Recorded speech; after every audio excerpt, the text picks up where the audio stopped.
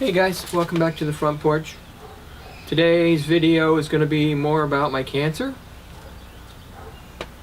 So, in my last video, I talked about having colon cancer. And hope you don't mind the no shoes, we're going casual today.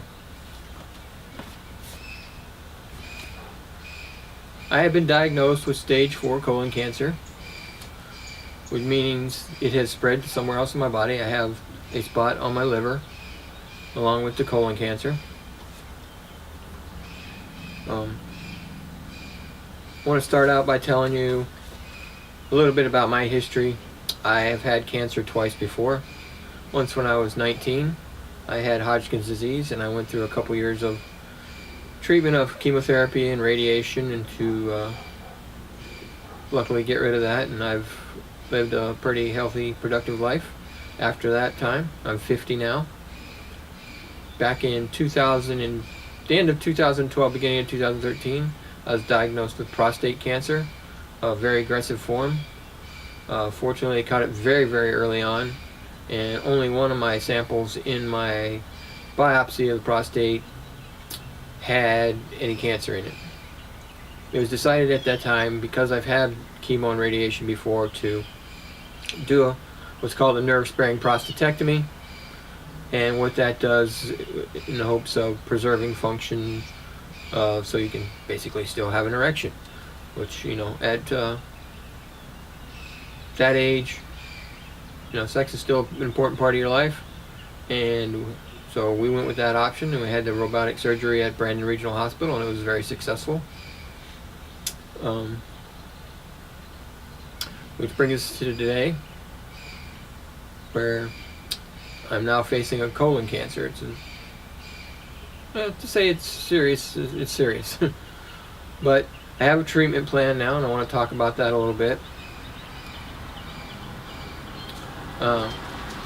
After a number of tests and scans, the doctors came up with a plan, and basically what the plan is to have a number of cycles of chemotherapy. It's called FOLFOX, with some other drugs added on.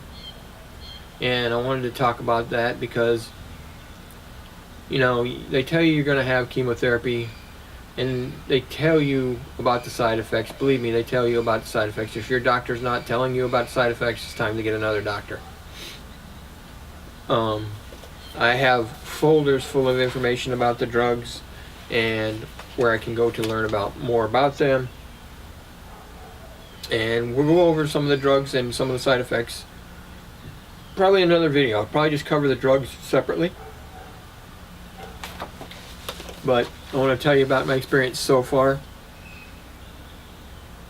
Monday of this week was my second chemotherapy.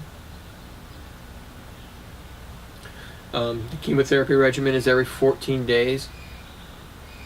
And I'm on my second, like I said.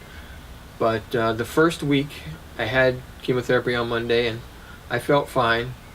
Tuesday I felt a little fatigued, little twinge of nausea. Took my nausea medication to took care of it. Wednesday I was super fatigued. Just didn't even want to get up and do anything. But what I was getting up and doing was urinating. Pretty much every time I moved, I felt like I needed to go to the restroom and urinate. And that led me to become dehydrated. I did not keep up with my fluid intake, which worsened all my symptoms. The nausea, the fatigue, shaking, just being jittery, until the point where Friday morning my wife and I tried to go to breakfast, and I told her, let's not go to breakfast, take me to the emergency room, because I was feeling so bad. Got to the emergency room, and they immediately agreed that I was very dehydrated.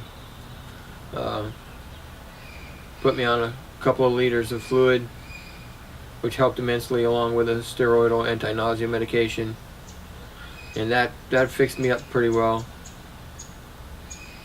And after a good chewing out from the nurses there, and some guidelines on how much fluid I needed to be taking in every day, kind of came up with a little plan to take in my fluids.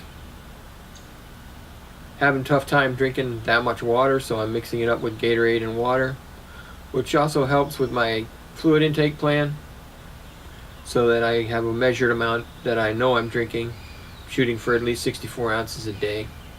And I've done pretty well with that this week. After my second treatment, Monday I was fine, and Tuesday I was fine, just a little fatigued.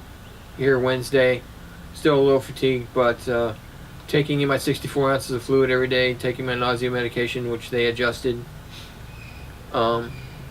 pretty much fine. Feel pretty good, other than being some fatigue. About 2 o'clock in the afternoon, I run out of gas. So that's where we are right now. So the plan is to have 2 more treatments of this FOLFOX chemotherapy, and redo my CAT scan and PET scan to reevaluate what the chemotherapy is doing to the tumors. At that point, my cancer board at the Veterans Hospital will get together and make a decision on some surgery. Now, I've already met with 2 surgeons, one for my liver and one for my colon, and because of the number of polyps that are in my colon, they feel like the way to go is to completely remove the colon, and I'll have an ostomy bag. And then during that same surgery, remove the 2 spots on my liver, so that I only have to go through surgery once. At least that's the plan right now.